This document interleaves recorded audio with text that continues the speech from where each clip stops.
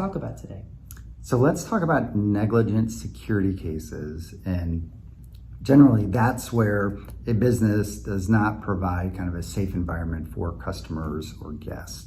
So maybe you guys have some examples of it. Absolutely. I had a case, a couple cases actually, over in a local area here that is a well-known area for gun violence, and an apartment complex in a lower income area where the landlord had not done anything to improve the area at all.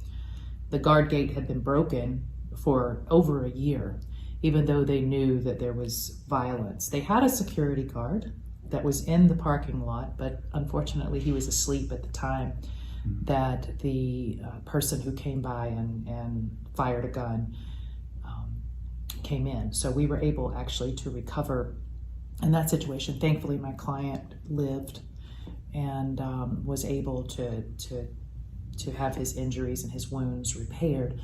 But the apartment complex knew that this was a problem, and it was their duty to make sure that they did everything possible to make sure that the known dangers were not able to happen on their watch.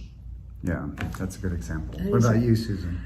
I think another example that we see in the news a lot has to do with the people who do what seems to be random shootings. So, for example, the Las Vegas situation, which was horrible, and that tenant, that guest at the hotel, he was coming and going, and the claim against the hotel was that they didn't recognize that they had a person that was really not following what the procedures and protocols for being a guest were.